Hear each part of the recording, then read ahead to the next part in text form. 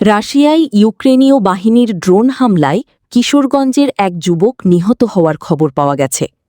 নিহত ওই যুবকের নাম মোহাম্মদ রিয়াদ রশিদ। রিয়াদ কিশোরগঞ্জের করিমগঞ্জ উপজেলার জাফরাবাদ ইউনিয়নের মাঝিরকোনা গ্রামের বাসিন্দা। তার বাবা মোহাম্মদ আব্দুর রশিদ একজন অবসরপ্রাপ্ত স্কুল শিক্ষক।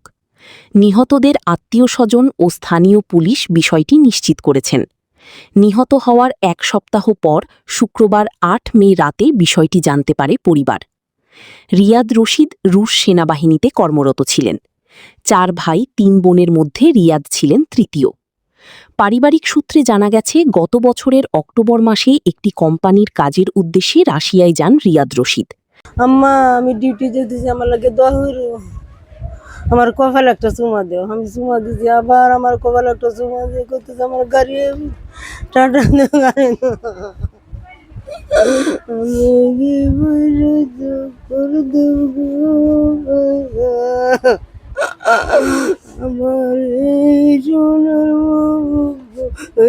সাথে আমার 29 তারিখ যোগাযোগ হয়েছে মোবাইলে।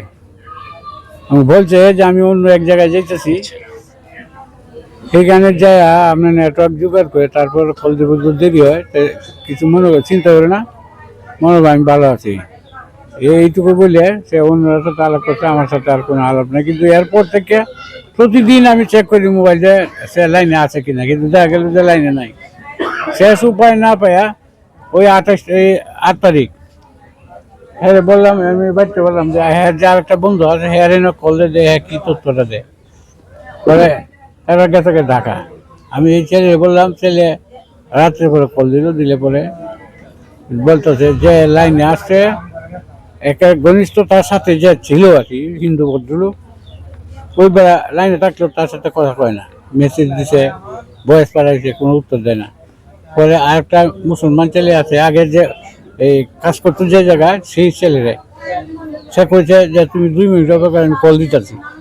2 মিনিট পরে কল দিছে যে ভাই রিয়াদ ভাই একটু খবর, আমরা একটু রয়ে দিয়েছে। পরে ওই হিন্দু ভদ্রলোকের হ্যাঁ মোবাইল করছে, কইতেছে তুই রিয়াদের কি অবস্থা? তো রিয়াদ তো শেষ হয়ে গেছে।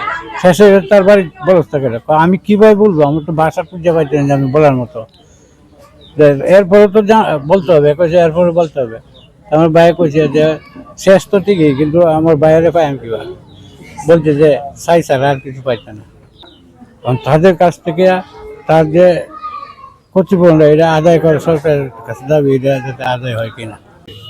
উনি রাশিয়াতে গিয়েছিল ওই ছেলে, তার পরিবারের আজকের যে লাশটা তো অন্তত চিহ্ন বিচ্ছিন্ন যেহেতু অস্তিত্ব পাওয়া যায় নাই, পাওয়া যদি যাইতো তাহলেও বাবা মার একটু মনটা শান্ত হতো।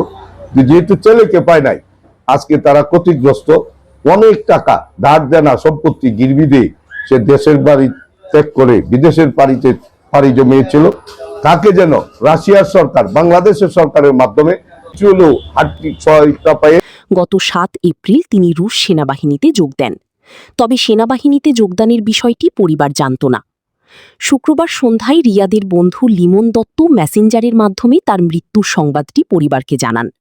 লিমন নিজেও রাশিয়ায় একই ক্যাম্পে কর্মরত ছিলেন।